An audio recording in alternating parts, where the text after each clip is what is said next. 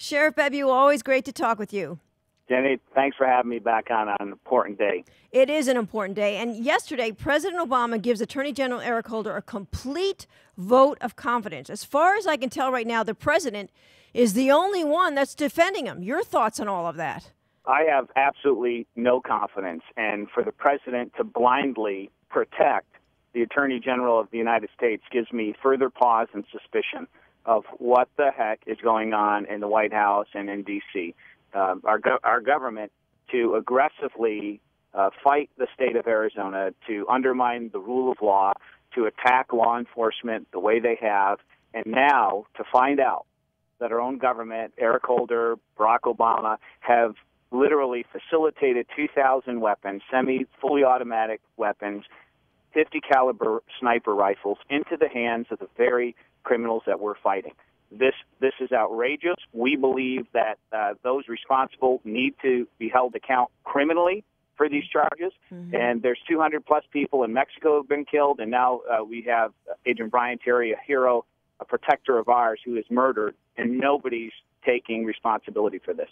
And, you have made that point from the start. I mean, the big picture here is you've got a Border Patrol agent who's been killed. You've got people who have been killed on both sides of the border. And as you said, crimes have been committed. So when do you become an accessory to the crime? Well, the last thing you're going to hear is any accountability from Barack Obama accepting responsibility, him and Eric Holder. But they'll let everybody else fall. The U.S. Attorney of Arizona has already resigned. They've moved Melson, the interim director of ATF.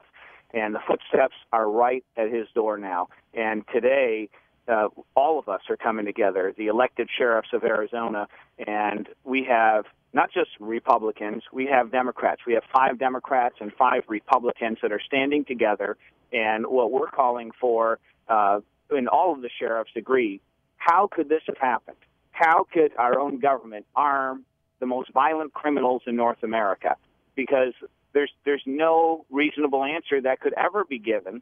The only answer that is provided is that they were trying to mirror copy the process that we use to track drugs or suspects or to build a large case against a drug trade organization. And sometimes even though we watch the commission of a crime right before our eyes, we're building a case against not just that person, that suspect, but against all of these other people who may be mid-level or high-level officials in a drug trade organization in an effort to collapse the whole thing. But when we do that, when it doesn't involve guns, we have an intense operation. We have an operations order. We have spelled out in this written document and plan who's going to watch who, what criminal informants we're using, what surveillance means by video, by cell phone monitoring. None of this was done for these weapons. There was no tracking. There was no, hey, we're going to find these guns tomorrow or the next week. These guns are at large. We have no clue where they're at, and this is where this proves that the only defense they have is a lie. Mm-hmm. And as you said, you're joining with a group of sheriffs calling for a special prosecutor to be appointed. Absolutely. Special counsel must be appointed. I don't trust Eric Holder to self-investigate this. He's already covered up some of this information, has lied because it's already been proven now that he gave speeches before a year and a half ago, that he knew this information before Brian Terry was murdered. He went before Congress, and many of us believe that he perjured himself. And if I could read you, in fact, a couple quotes that a couple sheriffs have made today, it just shows you the gravity of the situation. Navajo County Sheriff Casey Clark, this man is 30-plus years in law enforcement. He's a Democrat, okay? Mm-hmm. And he says, quote, "I'm outraged that our own federal government has betrayed local law enforcement by arming violent foreign criminals, and now it appears evident that Attorney General Eric Holder may have lied under oath." This is where this is going.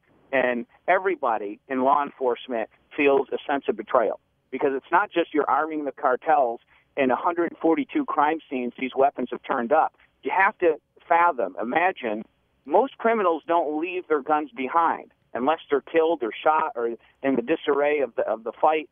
They leave their weapons behind.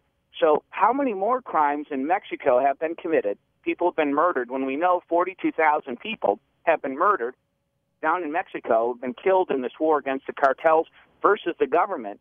And our government, Eric Holder, Barack Obama, have been arming these terrorist organizations to fight to nearly topple the Mexican government, and this violence has come here. Mm-hmm. So now my deputies, our officers here, not just in Arizona, throughout the Southwest, and our citizens may be facing weapons that have been put in the hands of these violent criminals by our own government. And they've been blaming America. They've been blaming our Second Amendment rights. We need to get stricter assault weapon ban and all these other things. And it was all a plan. You know, but Sheriff, it's interesting because yesterday, along with his vote of confidence, the president was talking about how he also has complete confidence in the process. There's an inspector general investigating this. So it doesn't sound like he is going to appoint a special prosecutor. Well, we demand the truth. Mm-hmm. We demand that they not only cooperate and reveal this information, is to stop stonewalling. We want to know who hatched this idea, when did they know it, when was the approval given, because these people, we believe, should be held criminally accountable for these crimes. Mm-hmm. And I could care less how Barack Obama tries to skirt around this or deny it or try to protect his friends, because it's his government. My government wouldn't do this. You know, this is insanity that the President of the United States and his cabinet armed criminals.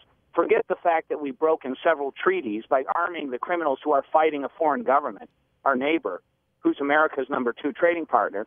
What about the crimes against people here? What about the Terry family, where a former police officer, a Marine, and a Border Patrol agent is sent out to fight bandits, heavily armed bandits with guns that they gave them, and they give him beanbag bullets to fight with, and he's murdered. Yep. And today you are having your press conference at an Arizona memorial where Brian Terry's name was just added. I can only imagine how the Terrys must feel sitting on the sidelines watching this when all they've said is we want the truth, and the truth has been impossible to get for them. Well, I talked to Kent yesterday, and that's what he told me. He said, Sheriff Paul, all we want is the truth, and we want justice for our brother. And he goes, I want you to tell all of those sheriffs out in Arizona, thank you for standing with us. And I told him, I said, Kent, I said, it's our honor. He is a brother of ours as well. And the fact that what is the measure of who we are as Americans, as a free people, when we could allow this to take place in America. This has to be stopped. We have to hold these people accountable. It is. It's an issue of national security, and the pressure is mounting, and we can't thank you enough for what you're doing out there, Sheriff Babiou. Cindy, thank you.